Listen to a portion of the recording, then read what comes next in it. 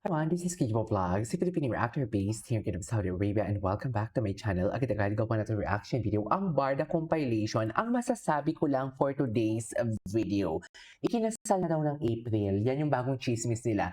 Ikinasal na daw ang April, pero may engagement proposal ng nakaraan. Ano ba talaga? Anong nakaraang birthday ni Ginoo? Ano pa talaga? So ano bang nauna? Kasal and engagement? Ganun ba yon? Ayoko na lang mag-talk kung saan ko yan narinig. Pero parang napaka-inconsistent talaga, no?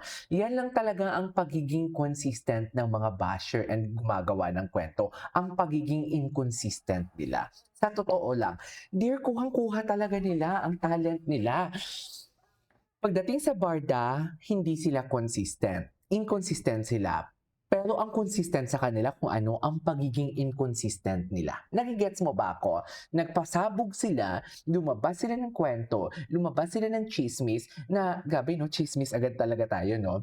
Linabas nila ang chismis or lumabas sila ng chismis na what do you call this, si Ginoo daw is what do you call this, ikinasal na daw ng April or ikakasal ng April. Tapos may bago na naman silang script kasi hindi nga natuloy ang kasal, di ba? May bago na naman silang script na ilalabas na naman, nag-propose na naman daw ang Ginoo na, basta I don't know if that was his birthday or what, basta yan yung mga bago nilang pakulo ngayon for today's video. A piece of advice, hindi ko na lang mentionin kung sino yon. Yung mga nagme-message sa yung ganyan, ma'am, sinasabi ko sa yung ma'am, mother, mommy, ano lang yan, nag-feed lang yan sila. Kaya ako, I don't listen. Doon ako nagsistick sa alam ko, sa observation ko, sa analysis ko. I don't listen because hindi mo kasi alam kung concern ba yan or sadyang hinihintay ka lang magkamali. Siyempre, alam nila kasi na alam mo yon, alam nila kasi na may mga friends kang mga defenders, tapos alam nila na makakarating yan sa defenders kung ichichika nila yan, which is the fake news, tapos ibabalita naman ng defenders. So alam mo yon, domino effect, lahat tayo apektado, lahat tayo matatag as fake news, lahat tayo matatag na gawa-gawa ng kwento. Basta doon lang tayo mag-stick kung anong alam natin, kung saan tayo dalahin. Hindi, eme lang. So I won't take any longer. Let's start this reaction video. Basta ang importante, no face, no opinion tayo. Right? Puntahan natin to. Uy, nakakakilig pala yung, Chris Lawrence and Katrina Halili.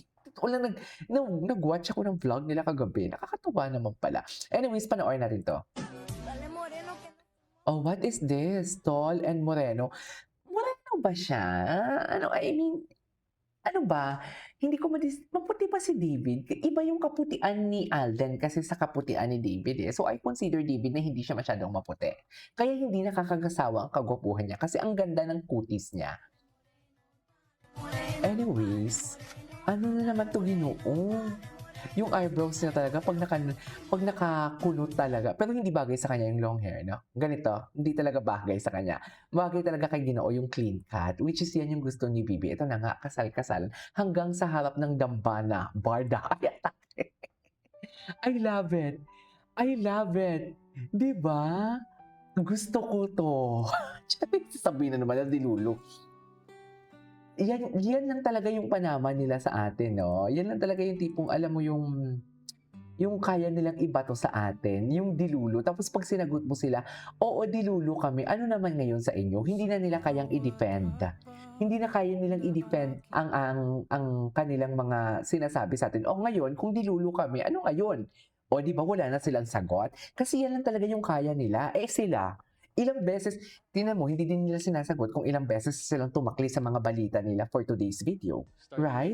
Ay, bago to With a packed schedule of tapings and running my business, Ang gwapo. I have to look Parang sharp ang sarap. Ay, hello, Ginoo. and focused Ang sarap-sarap talaga ni Ginoo. outside. Pero extra important hindi na pala to alaga bago pa rin to. Oo. ang sarili natin Alam ko may inside. nilabas Kasi yung kapag bagong sumabak na ads. ako sa training, hindi ko pwedeng maramdaman yung tamlay or pagbagal ng katawan dahil Ay, hindi nasa bago hindi to. okay na pakiramdam sa loob. That's why I consistently choose this 12-in-1 organic blend Glutalipo Red Iced Tea. It's my ultimate feeling ko, guilt-free, masarap yung low-sugar Glutalipo. alternative to those heavy, sugary drinks. Ang maganda pa dito, ang effect nito ay 8 to 10 hours, kaya sobrang okay siyang inumin para ramdam mo ang tuloy-tuloy na comfort the whole day. So remember guys, you feel good inside, mag-reflect yan sa outside. You'll feel better. Yes. If you do, ano sabi? Ano sabi? Pa dito, ang Tama nga effect nito naman. ay 8 Which to is 10 true. I hours, couldn't kaya agree more. sobrang okay siyang inumin para ramdam mo ang tuloy-tuloy na comfort the whole day. So remember guys, if you feel good inside, mag-reflect yan sa outside. Outside. You'll Diba? feel better. Tingnan mo. Si Jim walang outside. Si Joanne Pinote walang outside. Walang mukha for today's video because hindi sila kung ano, Chusera nung Joanne Pinote na yun for today's video. Saan dalahin? Tigilan mo ako. Alam ko na yung mga ano mo. Kunwari, concern siya sa bagyo, concern siya sa batang muntik ng ma-rape. Ewan ko sa'yo. Basta lang mapagkakakitaan mo talaga, go ka lang ng go. 'Di ba? You'll No face, no feel more opinion. confident. Pare-parehas kayo So reset lahat. your daily routine and choose Tigilan niyo good ako. health like Glutalipo. Gwapo ni Ginoo dyan. Ay, hello. Gwapo ni Ginoo dito, oh. Ayan, oh. Choose good health Ah, like Glutalipo. saan dalahin? Di ba? Tsare! Di ba? Saan dalahin dyan si Ginoo for today's video? Ang gwapo niya dyan. Parang alam mo yung baby siya na may inaano, may what do you call this? May pinaplanong hindi maganda. Yung tipo yung kanot Daily niya. routine. Ayan na. Ayan no, naughty sa dyan, mami. Very naughty dyan ang Ginoo for today's video. Yan yung mga gusto ko. Kayo ba? Ano yung mga gusto? I-comment nyo nga sa baba. Ano yung mga gusto nyo sa lalaki? Kasi ako, ang gusto ko sa lalaki, Choose alam mo yung, good alam mo yung health. mabait, pero alam mo yun, kasi naniniwala talaga ako na pag mabait ang isang tao, may nasa loob talaga ang kulo niyan. It's either negativity for today's video. Kasi hindi negativity. It's either, how do I say this? Kanutihan, ganon, Like Glutalipo. makulit. O, di ba? Makulit siya dyan. Ay, I love that looks, oh. Di ba? I mean, sinong hindi mai-inlove dyan? Di ba, Barbie, panindigan mong kilig namin for Starting today's my day right? video. Ay, eto na nga, Baguio City Country Club kasama ang mga friends for today's video. Baguio Country Club, hindi man lang nag-a-upgrade, no? I mean, yung interior nila, ganun pa din. Pero, nakita ko sa story ni Ginoo, may ano siya, may lumipad siya. Ano yun? Babalik man siya ng Manila or pa-abroad siya?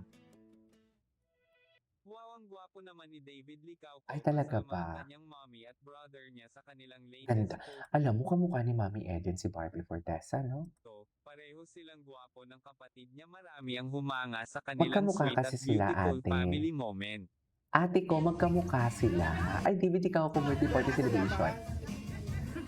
Next is Mabait Miss talaga siya. Dayan. Uy, mabait talaga siya. I swear. No one can take that away. Hey, Ginoo. Mami Anita, shout out. Mami Divine, I love you so much. Shout out, I love you, Mami Anita. Shout out sa inyong lahat. Di ba, mabait talaga siya. Anyways, that is our for today's video. This is Kiko Vlogs. See you on my next vlog. Bye!